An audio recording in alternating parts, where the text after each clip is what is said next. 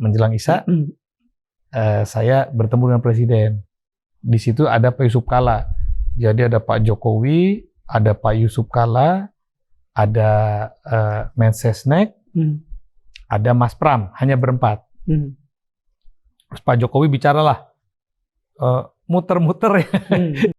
Mas Menteri sebutkan mau di mana posisi apa, tapi tidak lagi di kabinet.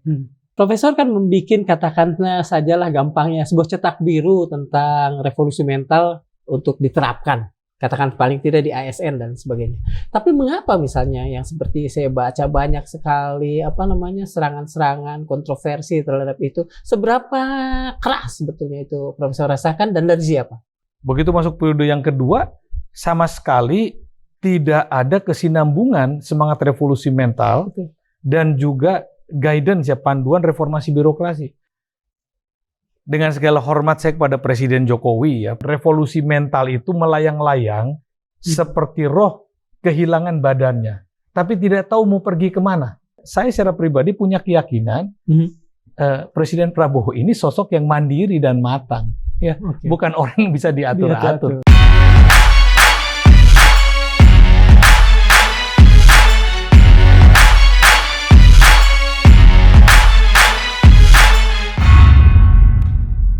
Sobat Madilog, selamat bertemu kembali dengan saya Darmawan Septriosa.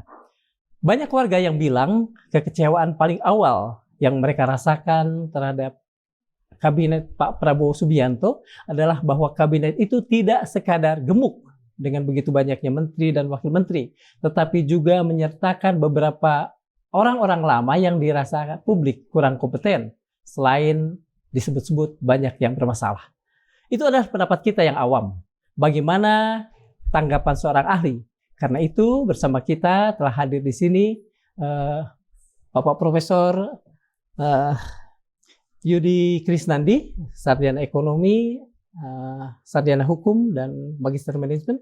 Beliau adalah seorang guru besar ilmu politik ekonomi dari Universitas Nasional. Beliau juga adalah seorang politisi yang menjadi wakil rakyat sebagai anggota MPR untuk masa bakti 97-99, kemudian juga pernah menjadi wakil rakyat di DPR di masa bakti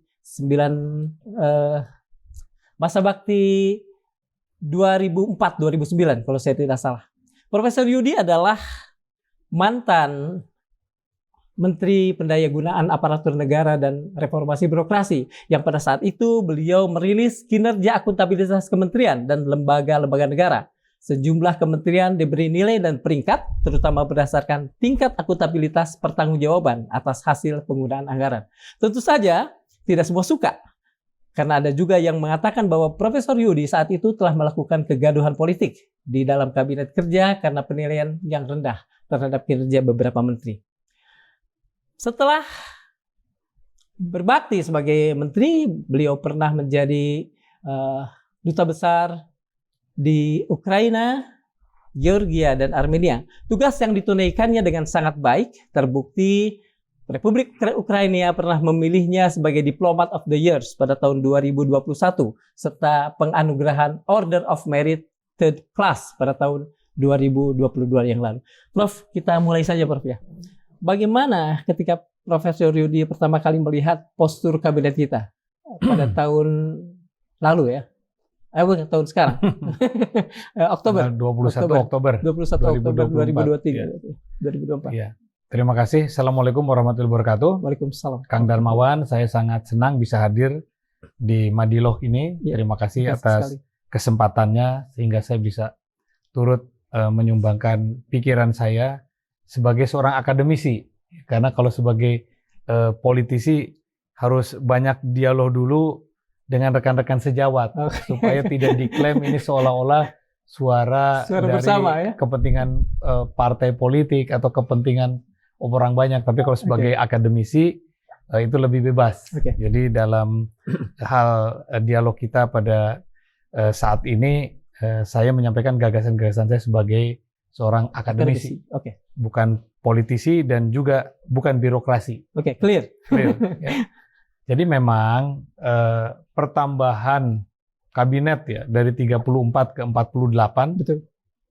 Plus 54 kementerian Betul. plus tambahan lembaga-lembaga negara, badan dan sebagainya, dilihat dari sudut pandang apapun ya, oleh orang awam sekalipun, ya tentu ini bukan semangat reformasi. Itu sudah pasti. Ya. Ini juga tidak mencerminkan reformasi birokrasi. Ya. Apalagi dilihat dari sudut pandang para akademisi, dari para ahli administrasi negara, ahli ilmu pemerintahan, bahkan para ahli ilmu politik sekalipun. Karena tujuan daripada reformasi birokrasi yang utama dia pasti harus efisien, ya kan? Efisien untuk mencapai produktivitas. Nah, kalau efisien itu identik dengan pengurangan, ya, agar padat, agar produktivitasnya juga lebih tinggi. Tapi dengan pertambahan dari 34 ke 48, banyak pihak, ya termasuk kami para akademisi, melihat ini kebanyakan. Bahkan dengan pengisian seluruh kementerian dengan jabatan wakil menteri itu. Ada yang sampai 3 malah, kalau tidak salah ya, ada yang 3, 2 dan 1, rata-rata 1. Ini sesuatu yang sudah overshoot ya dari semangat reformasi birokrasi, sehingga wajar saja kalau banyak pihak ya, khususnya para akademisi mempertanyakan adakah komitmen untuk melakukan reformasi birokrasi di dalam pemerintahan yang dipimpin oleh Presiden Prabowo Subianto. Dari sisi positifnya ya, kami melihat bahwa ada satu keinginan dari Presiden Prabowo agar pemerintahan ini dikelola secara gotong royong, agar tidak ada fungsi-fungsi yang didominasi oleh institusi kementerian tertentu yang akan merepotkan tugas-tugas kementerian tersebut, sehingga dikhawatirkan bahwa sasaran tidak tercapai. Oleh karena itu harus ada split ya, harus ada pemisahan. Nah, pada semangat itunya itu baik, karena reformasi birokrasi juga selalu melakukan satu kajian yang berkesinambungan tentang efektivitas, peran, sasaran dan tujuan dari keberadaan lembaga, institusi. Betul. Namun ketika semuanya dibongkar, ya tentu ini sudah apa yang saya katakan tadi, sudah overshoot ya, sudah berlebihan. Dalam pandangan kami para akademisi, sebenarnya yang perlu dilakukan pemecahan ya, institusi kementerian, kami hitung mungkin kisarannya hanya 4 ya mungkin kira-kira. Apa saja itu, Prof? Misalnya ya, Kementerian Kehutanan Lingkungan Hidup, itu bisa perkebunan nggak mungkin jadi satu, mana mungkin. Kebijakan, regulasi, pengawasan, yang satunya babat hutan, yang satunya melindungi lingkungan hidup sama-sama, karena itu perlu di-split. Lalu kemudian Kementerian Pendidikan, Kebudayaan, terus riset dikti jadi satu, itu juga terlalu besar. Bukan bicara kewenangannya, tetapi fokus kerjanya menjadi tidak terarah. Itu juga perlu. Lalu kemudian Kementerian PUPR, ya. Setelah dievaluasi dalam perjalanan kabinet gotong royongnya Presiden Jokowi 10 tahun, ya, Kementerian PUPR lebih banyak ngurusin PU-nya, penambahan jalan tol, segala itu. Sementara pembangunan perumahan yang dibutuhkan oleh masyarakat itu relatif tidak tersentuh, sehingga itu perlu. Nah, kira-kira seperti itulah ya, ada 3 atau 4 kementerian. Nah, sementara yang lainnya bahkan mungkin lembaga-lembaga itu bahkan ada yang perlu dihapuskan atau digabungkan. Kan banyak sekali ada lembaga pemerintah non kementerian. Itu banyak yang saya nggak begitu hafal, ada 30-an sekian. Itu ada yang seharusnya juga digabungkan saja. Atau misalnya ada lembaga-lembaga yang perannya bisa ditingkatkan untuk memperkuat program ketahanan pangan atau mengurusi makan siang bergizi dan sebagainya. Nah, justru ini banyak lembaga-lembaga baru ya. Saya juga tidak begitu hafal, tapi pertambahannya cukup signifikan.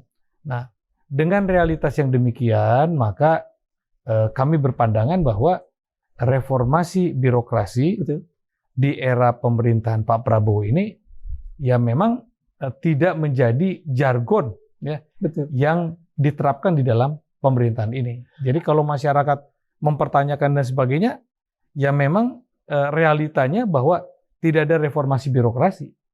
Tidak ada reformasi birokrasi di era pemerintahan sekarang. Apakah itu berarti pemerintahan Pak Prabowo memandang persoalan reformasi birokrasi bukan hal yang esensial dan perlu? Bisa dikatakan begitu? Dalam tataran teoritis akademis, iya. Jadi dalam tataran teoritis akademis bahwa memang pemerintahan begitu ya? Karena realitanya begitu, maka asumsi bahwa Pak Prabowo tidak memikirkan reformasi birokrasi jadi benar. Iya, yang namanya reformasi birokrasi itu kan identik dengan pengurangan efisiensi, efektivitas, produktivitas, ya, penciutan, bukan penggelembungan. Jadi apakah itu sudah melalui kajian yang tepat atau tidak, kami tidak tahu. Yang tahu hanya Pak Prabowo dan tim transisinya.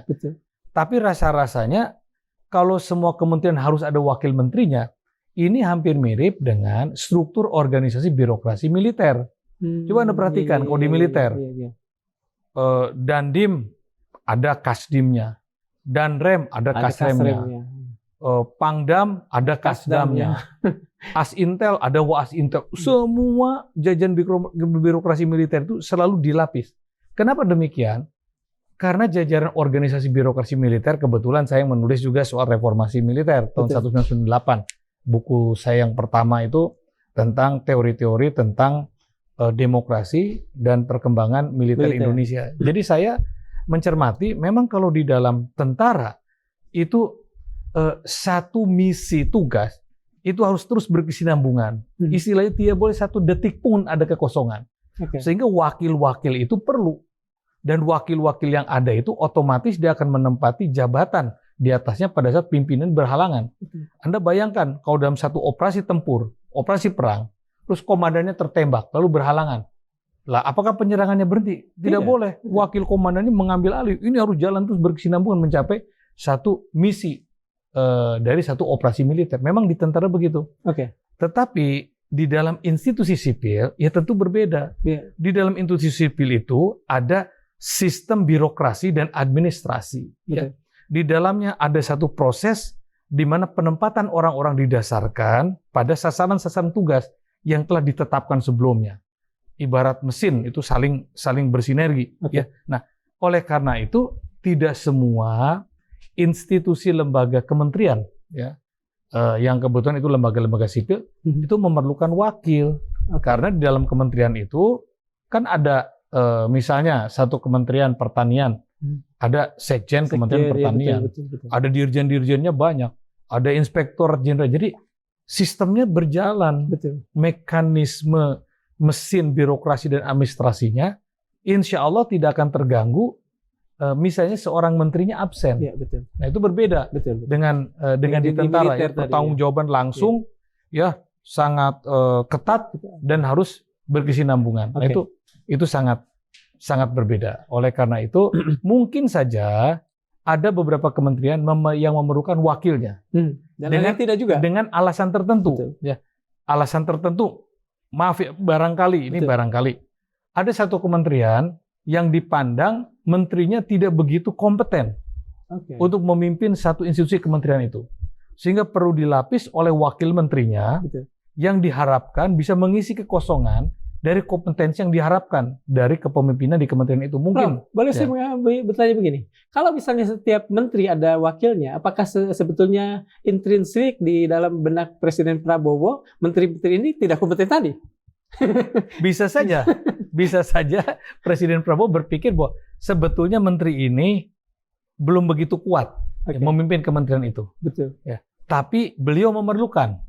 Karena apa? Karena loyalitasnya, rekam jejak kedekatannya, ya, atau hal-hal lain yang menjadi pertimbangan-pertimbangan subjektif strategis, ya, dari presiden. Karena walau bagaimanapun memilih menteri ya orang nggak bisa protes. Itu Iya, memang sudah hak prerogatif, politiknya. Beliau dipilih mendapatkan mandat rakyat. Betul. Kasarnya kan ya suka-suka beliau mau pilih siapa saja, tidak salah. Betul. Hanya dalam tataran objektivitas, Betul. ya, tentu masyarakat kan mengharapkan pembantu-pembantu presiden ini memiliki kompetensi yang tinggi. Betul. Ya, kalau kita baca ya penjelasan dari Undang-Undang Dasar 1945, naskah yang asli, ya, Betul. saya pernah membaca di bagian paling belakangnya itu ada catatan itu. Menteri-menteri itu dipilih ya oleh presiden. Mungkin para the founding father kita dulu sudah memikirkan jauh-jauh ke depan. Dengan pertimbangan apa?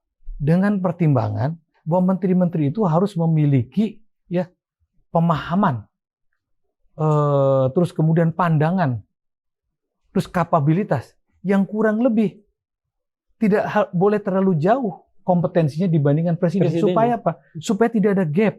Jadi menteri-menteri ini yang ditempatkan di dalam berbagai macam bidang kementerian itu seharusnya mengetahui apa yang menjadi visi dan misi presiden. Betul. Dan tingkatan profesionalismenya, kualitasnya tidak boleh terlalu jomplang. Oke. Jadi harus kelasnya itu Betul. hampir samalah kurang lebih dengan presidennya. Ya, 11-12 lah kalau iyalah, harus sama. Sehingga apa? Sehingga presiden tidak perlu terlalu repot, betul, ya, memberikan guidance, ya. Betul. Tidak harus seperti lokomotif kereta api, betul, yang kalau berhenti semua ikut berhenti, jalan ikut jalan. Dia harus memiliki kreasi-kreasi tertentu untuk menata gerbongnya masing-masing. Okay. Sehingga presiden tugasnya menjadi ringan di berbagai macam bidang. Apakah boleh nggak saya bertanya begini? Mungkin bukan hal-hal itu yang kemudian dipikirkan oleh presiden, tapi memang presiden sendiri, mohon maaf, profesor dalam kapasitas untuk untuk mengkritisi, bisakah Pak Prabowo dianggap kurang paham dengan birokrasi dan lebih kental dengan birokrasi di militer saja misalnya? Kalau dikatakan bahwa Presiden Prabowo tidak paham dengan birokrasi, menurut pendapat saya tidak demikian, ya. Beliau ini orang yang berkarir di dalam satu organisasi militer yang sangat birokratis. Betul. Tentunya pengalaman organisasi militer beliau itu berbeda dengan realitas organisasi birokrasi sipil. Itu yang membedakan. Beliau pasti mengetahui bagaimana ribetnya proses pengambilan keputusan atau implementasi keputusan pada organisasi birokrasi sipil dibandingkan militer yang cepat, efektif, ya, komando, tanggap, komando bisa. Beliau paham. Ini merupakan pilihan. Bisa saja beliau memilih pilihan organisasi birokrasi model militer lah yang beliau anggap tepat untuk bisa meneruskan misi dan keinginan dari beliau di dalam menjalankan pemerintahan ini mencapai sasarannya. Jadi itu ya sebetulnya. Bisa saja beliau juga seperti yang saya tadi katakan bahwa dia begini, tidak ada yang menyangkal bahwa Presiden Prabowo ini orang yang memiliki referensi pengetahuan yang mumpuni. Nggak ada yang menyangkal. Pengetahuan sejarahnya, pengetahuan bahasanya, wawasan global internasional geopolitiknya, pemahaman tentang ekonominya, apalagi politiknya. Kontestasi beliau ikuti semuanya. Dari mulai konvensi calon presiden Partai Golkar 2004 beliau ikut, ya. Lalu kemudian beliau maju kontestasi pertama bersama Ibu Megawati 2009 sebagai calon wakil presiden, beliau ikut. 2014 beliau maju. 2019 beliau maju lagi. Lalu kemudian masuk ke dalam birokrasi sebagai Menteri Pertahanan. 2024 maju lagi dan menang menjadi presiden. Jadi kalau bicara soal pemahaman politik, mungkin beliau lebih paham daripada kita-kita semua. Berbicara tentang ruh daripada politik Indonesia, terkait dengan cita rasa politik Indonesia, beliau lebih merasakan pahit getihnya dibandingkan kita. Mengalami langsung, ya. Bicara kecurangan, beliau mengalami kecurangan. Bicara pedih jatuh bangun, beliau mengalami. Saya menyela kalau begitu. Kalau begitu apa sebetulnya ya? Ini orang adalah orang yang berwawasan luas, penuh referensi dan lain sebagainya. Kemudian dalam sikap juga beliau tegas dan lain sebagainya. Apa yang kemudian di akhir-akhirnya justru seolah beliau sendiri yang menganulasi semuanya? Adakah sebuah kekuatan tertentu yang kemudian memaksa itu? Jadi kalau di dalam politik itu tentu pasti ada kompromi. Mengambil satu keputusan pada tingkat kenegaraan itu tidak semata-mata bisa diputuskan sendiri, bahkan oleh seorang presiden sekalipun. Terlebih lagi dalam sistem dan perilaku politik di Indonesia lebih mengedepankan nilai-nilai yang disebut dengan mufakat musyawarah. Sehingga semua itu dibicarakan untuk mengambil satu keputusan bersama dengan harapan menciptakan satu stabilitas dan kesepakatan bersama untuk menjalankan misi kebangsaan dengan bersama-sama. Karenanya saya secara pribadi bisa memaklumi kalau Presiden Prabowo juga memperhatikan ya keinginan-keinginan pendahulunya Presiden Jokowi. Presiden Prabowo tentu mendengar keinginan-keinginan dan aspirasi dari partai-partai yang mengusung Presiden Prabowo sampai menang. Ya, dengarkan Golkar, mendengarkan PAN, mendengarkan Demokrat, mendengarkan partai-partai lain yang mengusung beliau. Kalau Gerindra sendiri kan di bawah kendali beliau, ketua umum merangkap ketua dewan pembina, dia the one man show to control the party, 100%. Tapi environment stakeholder politik lain kan beliau tidak bisa mengendalikan. Bagaimana cara mengendalikannya? Dengan kompromi politik, dengan tempo selero. Jadi ya inilah realitas politik di Indonesia, berbeda dengan realitas politik di negara yang sudah maju demokrasinya. The winner takes all. Di Amerika Serikat begitu Donald Trump menang, nggak akan ada orang Joe Biden, habis semua. Kuasai sepenuhnya oleh Republik. Ya, nanti kalau di Jerman Olaf Scholz kalah, ambil oleh partai pembaharuan Jerman. Begitupun juga di negara-negara lain, dan itu sesuatu hal yang lumrah. Tetapi di Indonesia kelumrahannya seperti ini. Coba lihat ke belakang. Waktu Pak Jokowi terpilih pun, yang pertama didukung oleh Nasdem. Ya, Nasdem kan ikut dalam pemerintahan.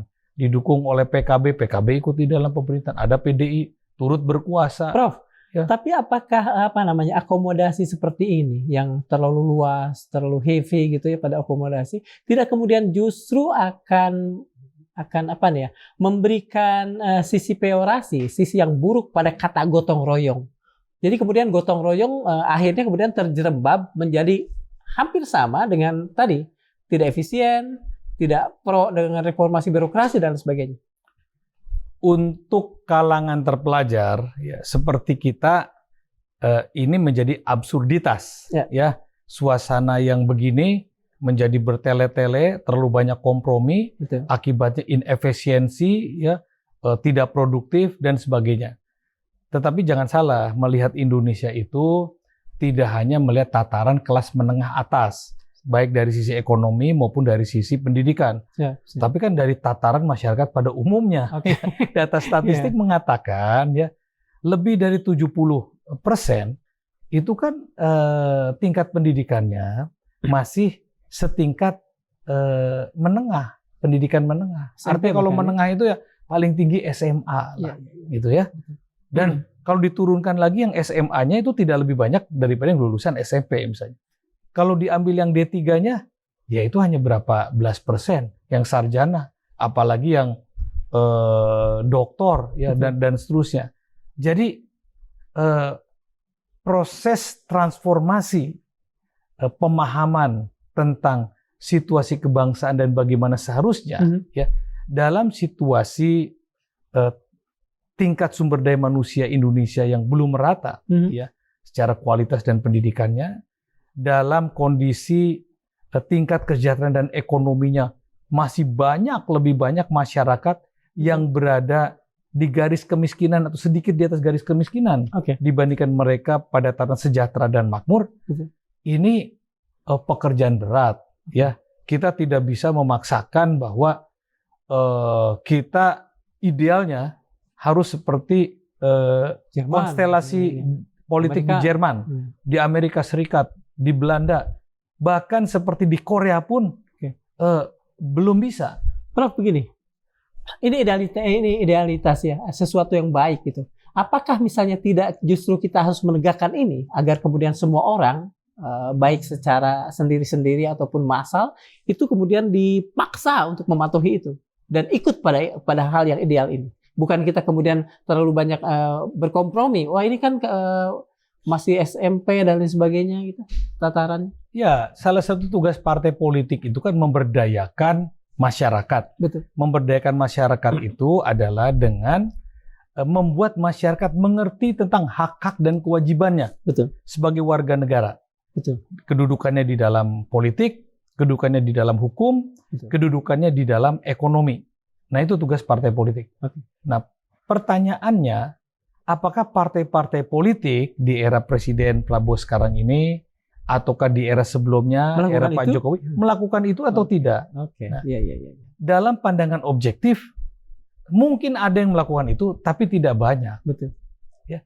Kenapa saya katakan demikian? Karena sebagian besar partai-partai itu berkompromi untuk masuk di dalam kekuasaan dan kemudian terlibat di dalam menjalankan kekuasaan. Yeah. Sehingga check and balance-nya itu sangat minimal. Ya, sangat minimal. Padahal itu tugas mereka ya. Padahal itu tugas daripada partai politik. Okay. Masalahnya ya bukan hanya di Indonesia Betul, tentu ya. betul. Saya juga mengikuti perkembangan politik di beberapa negara di Afrika, di Timur Tengah, ya bahkan di Asia sendiri ya, seperti misalnya bagaimana di Myanmar ya, terus bagaimana di Thailand ya. Itu kompromi politik itu akan selalu ada ya. Lalu kemudian koalisi-koalisi itu pasti diinginkan untuk terbentuk oleh yang berkuasa. Okay. Lalu para politisi-politisi itu menganggap dirinya lebih terhormat untuk menjadi bagian daripada pejabat-pejabat pemerintah dibandingkan menjadi oposisi. Dan ini eranya collab lah ya. nah jadi kita tidak bisa berharap banyak. Betul. Ya bahwa proses pemberdayaan masyarakat ini bisa dilakukan oleh partai-partai politik. Betul. Kalau yang berkuasa, katakanlah sekarang Pak Prabowo, ya, selalu berusaha mengajak seluruh kekuatan partai politik untuk masuk di dalam pemerintahan. Okay. Termasuk yang tengah dilakukan PDI sekarang ini, ya. misalnya kan dalam beberapa hari terakhir, bahkan hari ini kita Ya. berdiskusi di Harian Kompas ditulis bahwa kurang lebih bahwa akan ada pertemuan Pak Ya. Prabowo dengan Ibu Mega. Ibu Megawati. Bahkan kemarin headline di Kompas itu bahwa PDIP memberikan apresiasi menjadi mitra strategis pemerintah. Koran sebelumnya juga ada apresiasi. Jadi kalau itu semua dibawa ke dalam pemerintahan, lalu siapa yang akan menjaga asa Betul. rakyat untuk dia tumbuh menjadi satu kekuatan yang kritis? Betul. Kritis itu tidak selalu berarti oposisi. Oke. Ya, seperti apa yang kita bicarakan ini, saya ini terus terang saja orang yang sangat respect ya dan memberikan dukungan penuh kepada Presiden Prabowo.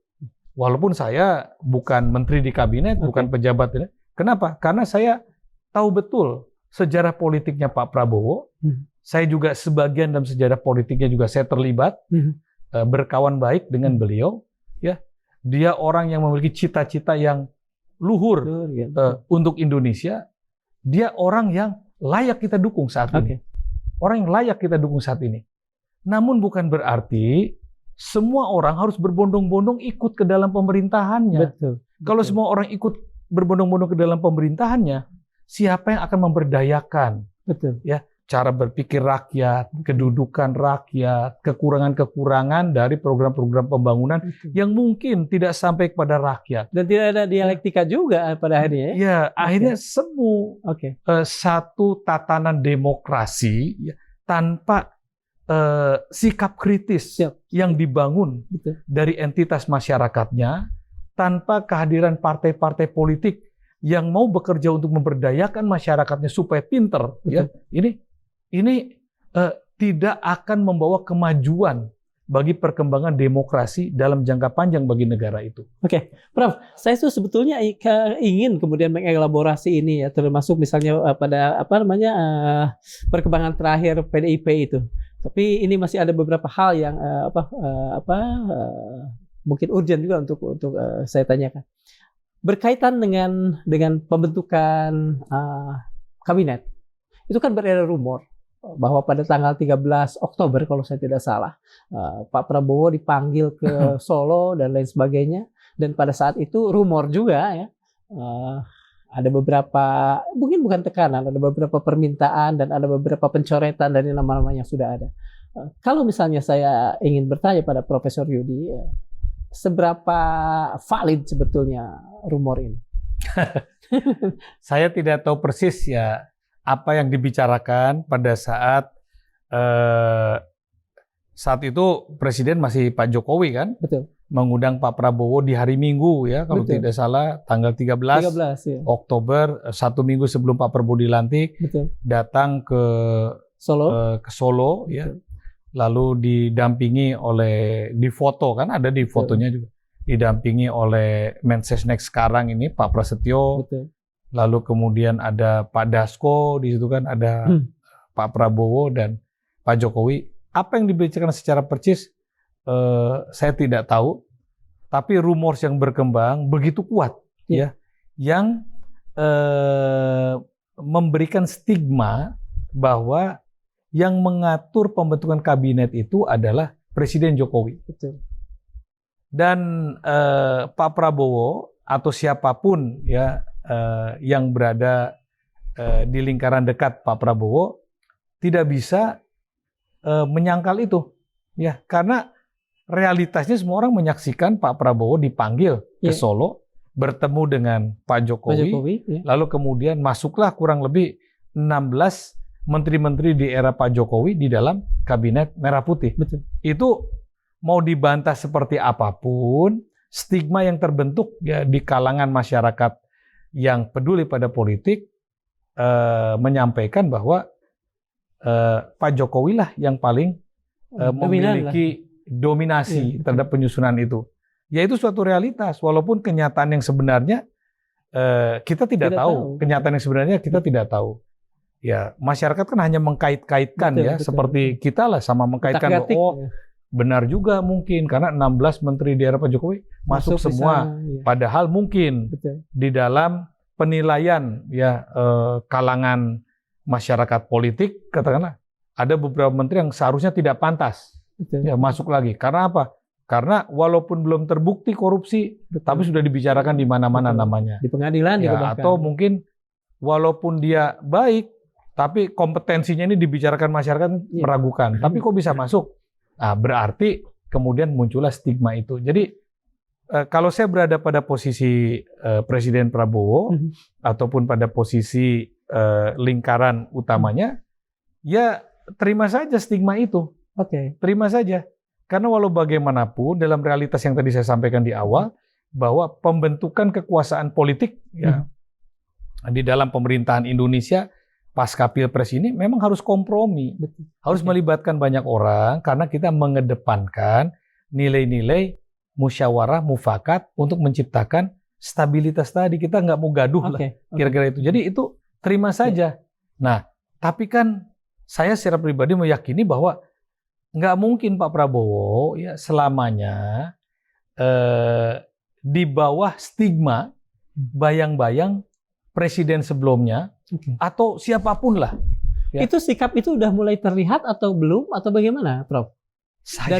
Kalau ditanya pada saya pribadi ya, saya secara subjektif mengatakan keyakinan saya Pak Prabowo tidak seperti yang banyak distigmakan oleh orang, apalagi yang tadi. Ya, seperti yang tadi sebagai orang yang bisa diatur-atur. Pak Prabowo ini dalam konteks ini ya, dalam konteks ini menuju 100 hari ini, dia mengedepankan persatuan nasional. Dia mempertaruhkan stabilitas nasional. Karena walau bagaimanapun ya, tidak mungkin ada satu pembangunan ekonomi, ya, pembangunan nasional yang berjalan dengan baik sesuai dengan rencana-rencananya kalau tidak ada stabilitas. Jadi semua orang ini kan menunggu apa sih yang dikerjakan oleh Kabinet Merah Putih dalam 100 hari ke depan. Apa sih hasilnya? Apa terobosan-terobosannya? Nonsen kalau politiknya gaduh. Nonsen kalau stabilitas politiknya lemah. Nonsen kalau ada demo-demo, ada keributan segala macam. Presiden Prabowo ini merangkul semua orang. Dan itu satu keharusan dalam sebuah kompromi politik. Jadi saya melihatnya dua hal. Pertama, ini sebagai satu keharusan, kepemimpinan harus diambil, berkompromi dengan banyak orang untuk tujuan yang lebih besar. Yang keduanya, saya secara pribadi punya keyakinan Presiden Prabowo ini sosok yang mandiri dan matang. Bukan orang yang bisa diatur-atur. Ketika Profesor berada di posisi menteri sebagai Menteri Pan-RB, tadi di pendahuluan, di perkenalan saya mengatakan ada beberapa hal yang Profesor lakukan dan itu mungkin cukup cukup esensial, cukup berarti sehingga kemudian wajar ada pro dan kontra. Bisa diceritakan soal apa ya tadi ya? Asesmen atau apa namanya? Laporan kinerja instansi pemerintah, dan sistem kinerja instansi pemerintahan Lakip-Sakip. Lalu kemudian kebijakan tentang pelayanan publik, peraturan-peraturan untuk menunjang program reformasi birokrasi. Sebetulnya yang saya lakukan itu bukan sekedar kreasi dari Menpan RB pada saat itu, bukan juga sesuatu yang ngarang-ngarang gitu kan. Yang dilakukan oleh Menpan RB pada saat itu, pada periode saya itu, mencoba menerjemahkan apa yang diinginkan oleh Presiden sebagai komandan tertinggi dari pemerintahan eksekutif. Kan di Presiden Jokowi di awal 2014 itu kan memiliki satu jargon yang sangat menggetarkan ya, khususnya bagi kita kalangan aktivis ini yang masuk dalam dunia politik, bergabung dengan pemerintahan, satu kehormatan ya, kita diajak masuk dalam pemerintahan, diberikan kepercayaan dengan satu jargon revolusi mental. Itu bukan yang kita tunggu-tunggu sejak zaman mahasiswa dulu. Ya, kita demo-demo, kita minta penegakan demokrasi, penegakan hukum, keadilan segala macam. Itu karena tidak ada satu revolusi mental di dalam aparatur pemerintah dan pengelola pemerintahan yang bisa membuat bangsa ini segera dengan baik, ya segera menjadi baik.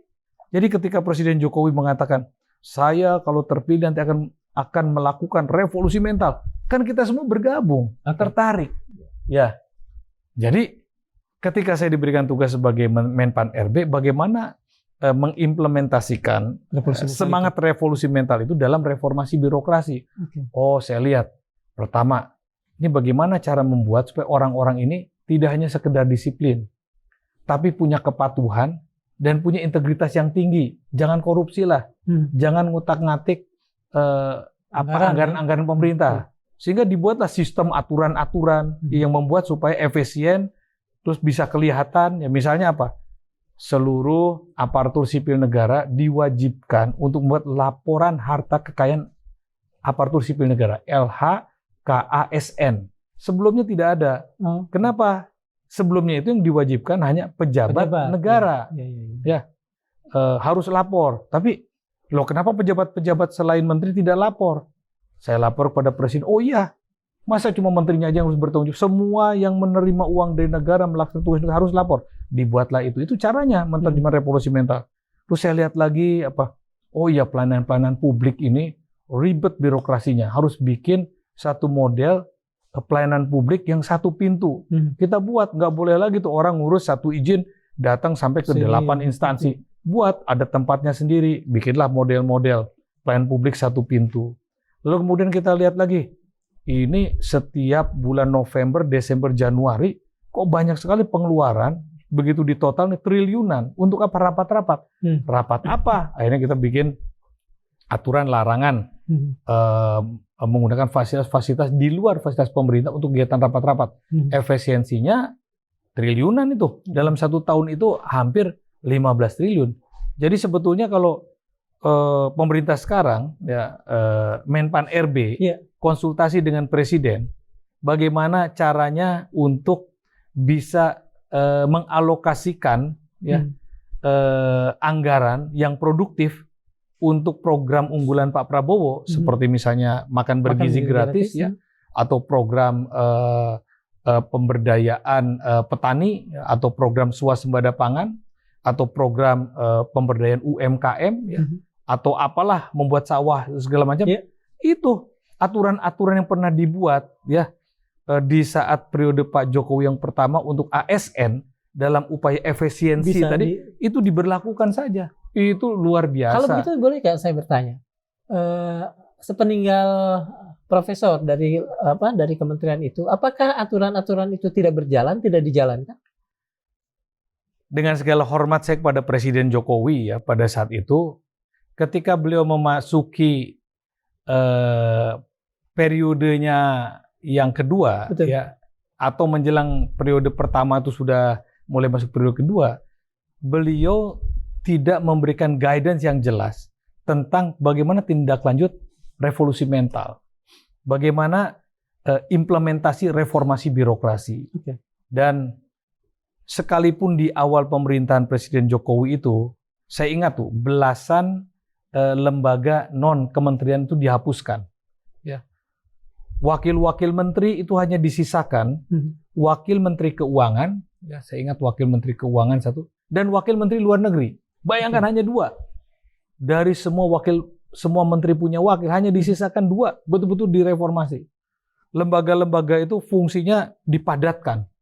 Selama sistem mesin birokrasi dan administrasinya baik. Ini di periode Jokowi 2. Di periode yang pertama akhir sudah mulai longgar, dibentuklah badan-badan baru. Jadi ada yang dihapuskan, banyak dihapuskan, tapi ada yang baru. Mulai lagi ditambah wakil menterinya. Begitu masuk periode yang kedua, sama sekali tidak ada kesinambungan semangat revolusi mental dan juga guidance, ya, panduan reformasi birokrasi. Pada periode yang kedua kan mulai banyak wakil-wakil menteri, banyak lembaga, banyak ini, banyak itu. Pada yang banyak komisi juga. Iya, kalau yang saya pikir yang pertama itu sebetulnya ideal tuh dalam konsepsi reformasi birokrasi, karena ada payungnya, ada payung besarnya, ada sasaran bahwa birokrasi itu harus apa? Harus melayani, tidak boleh korupsi, harus berintegritas, harus profesional berkualitas. Nah, karena itu dalam kerumitan, ya, kurang lebih ASN se-Indonesia ini jumlahnya kurang lebih 4,3 juta. Dari 4,3 juta itu kurang lebih 74-76% itu di daerah. Jadi hanya 1/4-nya kurang saja yang ada di ibu kota ini. Nah, ini kan sesuatu yang rumit. Jadi mereformasinya bagaimana? Ya dengan revolusi mental, budaya kerjanya, disiplinnya, kepatuhannya, profesionalismenya. Prof, Profesor kan membuat, katakanlah sajalah gampangnya, sebuah cetak biru tentang revolusi mental untuk diterapkan, katakan paling tidak di ASN dan sebagainya. Tapi mengapa misalnya yang seperti saya baca banyak sekali serangan-serangan, kontroversi terhadap itu, seberapa keras sebetulnya itu Profesor rasakan dan dari siapa? Ya, kalau hal seperti itu pasti ada yang terganggu zona nyamannya dengan adanya peraturan-peraturan yang membuat ASN ini, khususnya birokrasi ini, tidak sebebas sebelumnya, tidak sebebas menggunakan anggaran, tidak sebebas rapat-rapat. Bayangkan, ratusan kabupaten kota biasanya bisa rapat di hotel-hotel, pakai perjalanan dinas dan sebagainya, tiba-tiba nggak boleh ada aturannya. Bayangkan, kalau bupati, gubernur, atau pejabat negara, dirjen aja, nikahin anak di hotel mulia nih di Jakarta nih, widih, penuhnya bukan main, dia sampai macetnya kemana, ribuan orang diundang, hanya menyisakan kemacetan. Kemudian tiba-tiba diatur, bahkan Presiden Jokowi sendiri terkena itu peraturan Kemenpan RB pada saat itu, yang membatasi jumlah undangan pejabat tinggi negara yang mengadakan resepsi untuk keluarganya, apakah pernikahan atau kegiatan resepsi apapun, hanya maksimum 500 undangannya. Saya ingat betul putri pertama Pak Jokowi, Kahiyang, waktu nikah itu di Solo, di balai pertemuan rakyat biasa yang tidak jauh dari depan rumah pribadinya Pak Jokowi. Dihadiri oleh orang terbatas. 2 sesi Karena aturan itu. Karena aturan itu. Dan beliau memberikan contoh di depan melakukan itu. Akibatnya apa? Nggak ada gubernur, nggak ada bupati, nggak ada wali kota, nggak ada menteri yang berani buat pesta besar-besaran di hotel-hotel mewah. Kalau mau bikin besar-besaran di lingkungan rumahnya, boleh ikutkan rakyat semua. Tapi kalau hanya bikin besar-besaran, hanya untuk pesta orang-orang terbatas, rakyat hanya nonton, itu menciptakan kesenjangan sosial. Nah, ini kan masalah revolusi mental. Itu yang diatur juga. Itu diatur sampai sedetail itu. Nah, tapi kan sayangnya kemudian kan dibiarkan revolusi mental itu melayang-layang seperti roh kehilangan badannya, tapi tidak tahu mau pergi kemana. Akhirnya pada saat pernikahan Pak Jokowi yang lain, kan lain lagi ceritanya. Ya, berbeda dengan betul.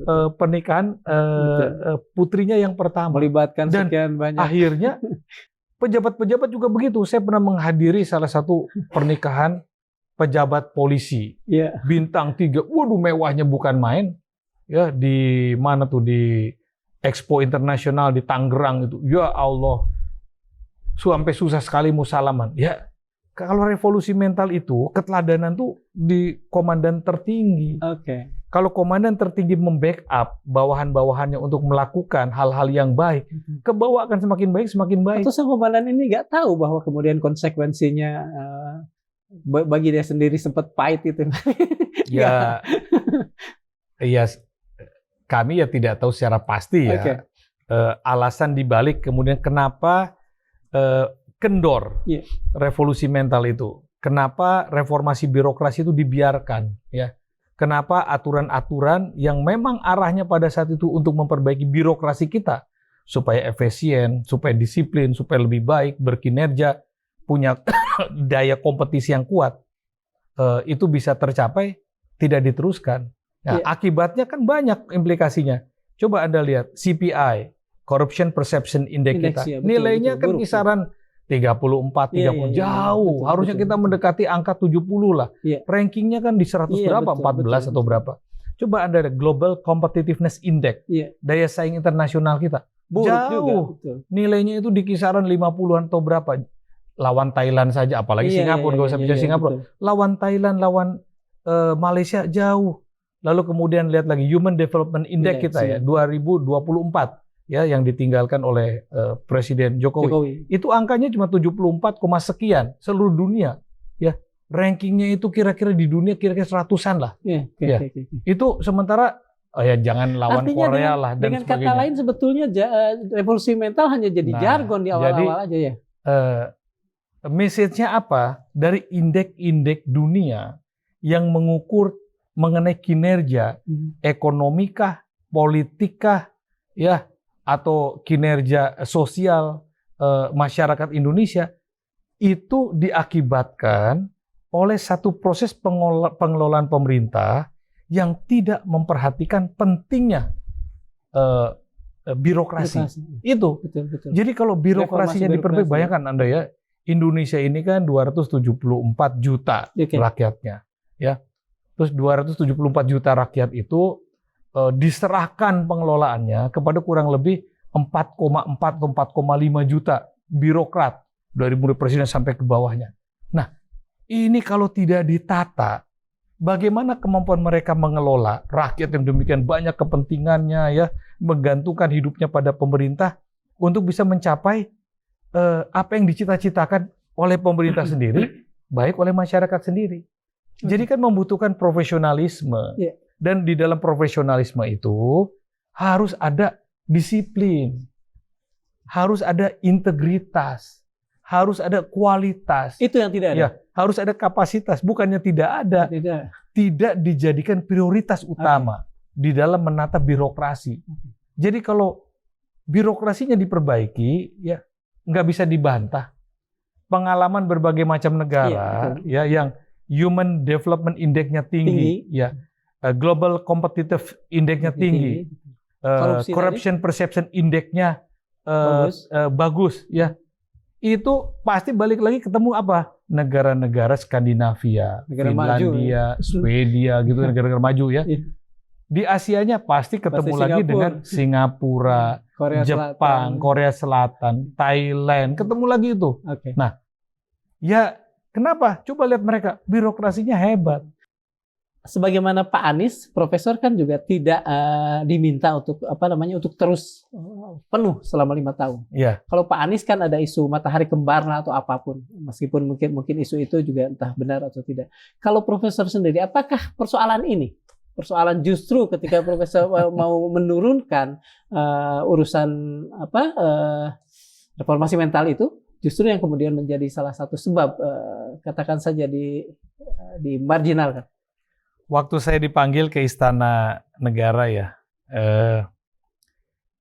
kalau tidak salah sekitar tanggal 12 atau 13 Juli 2016 ya, waktu panggil pada maghrib ketemu Presiden Jokowi, sebelumnya ketemu dengan Pak Pratikno dan ketemu Gubernur DKI terpilih sekarang Mas Pram. Disampaikan oleh kedua orang itu bahwa akan ada reshuffle dan saya termasuk yang akan direshuffle. Pesan dari Presiden Jokowi agar saya tetap diminta membantu pemerintahan walaupun tidak di kabinet. Apakah saya berkenan untuk bertemu langsung dengan Pak Jokowi atau tidak? Itu di istana tuh. Saya katakan, oh iya, saya harus bertemu dengan Presiden karena saya diangkat oleh Presiden. Kalau diberhentikan, saya harus dengar langsung dari Presiden. Oke, tidak lama berselang, pada maghrib ya, menjelang Isya, saya bertemu dengan Presiden. Di situ ada Pak Yusuf Kalla. Jadi ada Pak Jokowi, ada Pak Yusuf Kalla, ada Mensesnek, ada Mas Pram, hanya berempat. Terus Pak Jokowi bicaralah, muter-muter ya, yang kira-kira ujungnya bahwa akan ada reshuffle, gitu. Tapi sama pesannya seperti yang disampaikan Pak Mensesnek, Pak Pratikno dan Mas Pram, bahwa saya diminta tetap di pemerintah, di mana saja. Silahkan manggilnya ke saya, Mas Menteri, sebutkan mau di mana posisi apa, tapi tidak lagi di kabinet. Nah, jadi saya tidak mendengar alasan utamanya kenapa saya diganti. Pertanyaan saya waktu itu pada Pak Jokowi sederhana aja. Pak Presiden, mohon maaf, apakah reshuffle ini berkaitan dengan kinerja saya yang buruk, ya, yang tidak sesuai dengan harapan Presiden? Langsung dijawab oleh Presiden, ada saksinya kan, ada Pak JK, Pak Mensesnek, Menseskap. Tidak ada kinerja Pak Menpan baik sekali. Oh Pak, baik Pak, kalau begitu terima kasih. Yang kedua pertanyaan saya Pak, apakah ada perintah-perintah Bapak yang tidak saya lakukan yang membuat Bapak kurang berkenan? Nggak ada, semua perintah-perintah dilakukan dengan baik semuanya. Terus yang ketiga Pak, apakah ada tindakan-tindakan saya, kebijakan-kebijakan saya selaku Menpan RB yang sebetulnya tidak seharusnya saya lakukan karena ini mungkin tidak sesuai dengan keinginan Bapak, ada kesalahan? Oh enggak ada. Enggak. Ini semata-mata politik karena saya membutuhkan dukungan lebih besar katanya dari kekuatan-kekuatan politik. Saya tidak menanyakan itu. Saya sampaikan, baik Pak, kalau penjelasan Bapak ini sebenarnya semata-mata masalah politik, saya terima. Justru saya mengucapkan terima kasih atas kepercayaan yang Bapak berikan kepada saya dan satu penghargaan yang tinggi untuk saya dan keluarga saya. Kami mengucapkan terima kasih atas kepercayaan yang Bapak berikan kepada saya menjadi Menpan RB. Udah saya sampaikan itu. Beliau menyampaikan ini masalah politik. Bukan soal kinerja, bukan ada kesalahan, bukan perintah yang tidak dilaksanakan. Ini masalah politik. Nah terus setelah itu Presiden nanya lagi. Tapi katanya Mas Menpan jangan kemana-mana. Tetap saja di pemerintah. Coba mau di mana? Saya secara spontan saya katakan, Pak, kalau diizinkan saya ingin menjadi duta besar. Makanya singkat cerita kemudian saya menjadi duta besar di Ukraina. Belakangan kemudian setelah ada reshuffle, kan 2 hari kemudian ya, sehari kemudian apa 2 hari kemudian dilaksanakan reshuffle itu, rupanya posisi saya itu digantikan oleh Pak Abrur, Asnan Abrur dari PAN. Ya. Betul. Terus kemudian posisi Saleh Hussein digantikan oleh Pak Erlangga Hartarto. Jadi Golkar dan PAN masuk. Ya, itulah yang disebut alasan politik. Jadi ketua umum Partai Hanura saat itu Pak Wiranto, dengan pertimbangannya beliau melepas 2 kursi di kabinet yang dari Partai Hanura demi kepentingan yang lebih besar ya pada saat itu untuk bergabungnya tambahan koalisi baru di pemerintah. Yaitu menurut saya ya di bagian awal saya sampaikan di Indonesia ini tidak semuanya ya kekuasaan politik bisa kita kendalikan, perlu kompromi-kompromi. Ya Presiden Jokowi membutuhkan kompromi-kompromi, masuklah semuanya. Ya, yang tidak masuk pada saat itu di era pertama itu kan tinggal Demokrat sama PKS kan. Tapi yang lain kan masuk, itulah komprominya. Jadi begitu ceritanya. Kang Darmawan. Prof, ini beberapa waktu terakhir itu kan mencuat karena banyak publik yang melihat bahwa apa yang dilakukan Pak Jokowi kadang-kadang juga seolah-olah beliau masih pada posisi presiden. Misalnya beliau ketika mengunjungi bank sampah Banjarnegara itu menjadi perbincangan karena dikawal oleh katanya 191 polisi. Yang kemudian mencuatkan bahwa di negeri ini ada matahari kembar. Sebagai seorang pengamat akademisi, bagaimana Prof lihat ini? Yang salah menurut saya bukan Pak Jokowinya. Kalau saya jadi Pak Jokowi ya saya seneng-seneng aja dong dikawal orang, diacarakan, protokoler. Tapi kan aparatur dan institusi yang mengatur standar operation prosedur kegiatan dan pengawalan mantan presiden ya harusnya tidak perlu terlalu berlebihan sehingga menimbulkan kesan publik ada matahari kembar.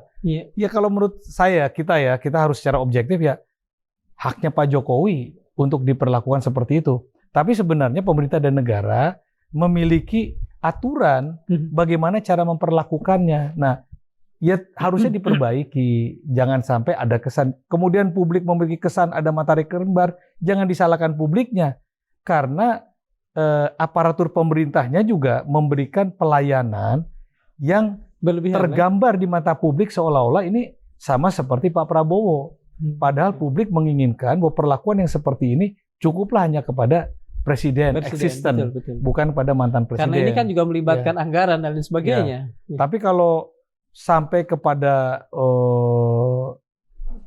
tudingan ya, ada matahari kembar. Enggak lah, enggak sampai matahari kembar. Matahari di Indonesia, di pemerintah Indonesia hanya satu, Prabowo Subianto. Jadi ini kan hanya gaya media, gaya media untuk mengekspresikan pandangan publik ya, pandangan publik bahwa ini sesuatu yang tidak pantas, kan gitu aja sebetulnya. Prof, ini mungkin agak ada sesuatu yang mungkin yang sangat pertanyaan awam gitu ya. Mengapa Pak Prabowo yang dari militer, seorang jenderal, tidak menunjukkan ketegasan, keberanian untuk katakan saja dari awal menunjukkan Ya, saya sampaikan sekali lagi. Bisa saja sejak awal Pak Prabowo mengatakan, saya nggak mau nih menteri-menteri yang Bapak usulkan yang bermasalah, kan bisa saja. Ya. Tapi kan akan menimbulkan ketidaknyamanan suasana di mana pada saat itu Presiden Jokowi kan masih presiden, belum ada hands over kekuasaan, belum ada transisi kekuasaan. Sekali lagi saya sampaikan di awal bahwa Pak Prabowo bukannya tidak mendengar keinginan rakyat, bukannya tidak memperhatikan ya rakyat harus Pak Prabowo ini harusnya bagaimana sih sebagai presiden. Tapi beliau ini menurut saya memiliki kematangan politik untuk tidak berkonfrontasi dengan siapapun. Terlebih lagi dengan presiden sebelum beliau. Ini kan masa transisi. Ya. Dan masa transisi itu perlu waktu, ya. Donald Trump sudah terpilih saja. Berapa lama Pak Prabowo akan ini saya ambil contoh ya. ini? Donald Trump itu sudah terpilih lebih dari 1 bulan yang lalu, ya. Pemilihannya kan pelantikannya baru tanggal 20 Januari, ya, 20 Januari. Nah, itu saja kan ada suasana transisional, ada ketegangan, ada macam-macam, dan itu ketegangan-ketegangan dari ucapannya Donald Trump saja bisa merubah satu konstelasi dunia loh. Saat ini Kanada kan ngeri dengan Amerika Serikat akan diberikan tarif 25%. Brazil ngeri, Cina lebih harus pasang kuda-kuda. Lalu kemudian Denmark, Greenland-nya mau diambil katanya dengan apalah gitu kan, mengerikan. Nah, Pak Prabowo belajar mungkin ya dari banyak cermin pemimpin-pemimpin dunia. Dia tidak ingin suasana kebatinan masyarakat Indonesia yang mungkin sedang prihatin ya dalam proses transisi ini diperkeruh dengan ketegangan-ketegangan politik. Jadi saya melihatnya ini satu kematangan, dan sekali lagi saya meyakini bahwa Pak Prabowo itu bukan orang yang bisa diatur-atur. Dan berikan kesempatan ya. Tanggal 28 Januari kan 100 hari. 100 hari. Saya yakin setelah 100 hari itu ya pelan-pelan publik akan melihat the real Prabowo ya. Ternyata Pak Prabowo ini kan masa transisi yang memerlukan Prof, banyak kompromi. Pertanyaan terakhir nih, saya sudah di warning. Ya, sudah di warning. Satu pertanyaan terakhir.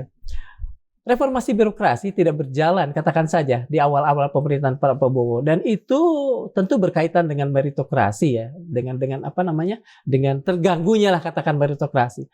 Apakah itu ada kaitannya dengan status orang tentang masuknya Pak Gibran Raka Buming, sehingga mungkin membuat Pak Prabowo ya udah ada ini, udah aja lah dulu lah gitu. Bisa begitu nggak? Ini pertanyaan awam banget dan mungkin pertanyaan bodoh. Publik itu kan mewacanakan itu di mana-mana ya. Saya di dalam kelas kalau diskusi dengan mahasiswa juga sama seperti pandangan yang disampaikan Mas Darmawan. Dan itu lumrah saja kalau orang menjadikan standar kapasitas leadership Indonesia, the top number one-nya itu Wakil Presiden Gibran Raka Buming. Akhirnya mereka kira-kira gini, Pak Gibran aja bisa jadi wakil presiden, tentu yang lain-lainnya kan mestinya bisa. Kan itu cara berpikir awam normal. Tapi tataran kritis terhadap situasi ini kan hanya pada level menengah atas saja. Ya, pada level tataran bawah berbeda. Cara pandangnya populis. Kan beda, kritis dan populis itu Pak Gibran saja bisa gitu ya. Ya, jadi disinilah kita ya khususnya kalau menurut Julian Benda ini kalangan cendekiawan itu orang yang tercerahkan, jangan menambah kerumitan. Siap. jadi ya kita maklumi saja. Ya inilah Indonesia kita saat ini. Ya mari kita perbaiki bersama ke depan. Prof, terima kasih Prof. Dalam bayang-bayang kekuasaan, birokrasi sering menjadi bidak catur digerakkan bukan oleh meritokrasi, tetapi oleh intrik politik. Negeri yang merindukan profesionalisme harus berani menantang jalan terjal ini. Kadang tersandung nepotisme, sering pula dipermainkan oleh politik balas budi. Birokrasi yang ideal adalah mesin tanpa jiwa, di mana kemampuan dan hukum menjadi pedoman utama, tulis Max Weber. Namun mampukah kita mengusir bayang-bayang gelap yang membelenggu sistem itu? Meritokrasi, meskipun berkilauan seperti janji pagi, seringkali tergerus oleh kepentingan kelompok dan kebajikan utama dari institusi sosial, kata John Lewis. Namun, keadilan itu kerap tersisih di tengah-tengah tarik-menarik antara idealisme dan relasi kuasa. Reformasi birokrasi bukan sekedar proyek administratif, dia adalah panggilan moral. Jika meritokrasi adalah bintang penunjuk arah, maka politik balas budi adalah kabut yang harus kita terjang. Harapan tetap ada pada keberanian untuk membangun budaya profesionalisme dan suara-suara yang teguh memperjuangkan transparansi. Seperti embun yang membersihkan pagi, reformasi birokrasi harus menjadi pembersih jiwa bangsa dari noda-noda kepentingan pribadi. Prof, terima kasih sekali waktunya. Begini katanya kan. Gini. Assalamualaikum warahmatullahi wabarakatuh. Waalaikumsalam warahmatullahi wabarakatuh.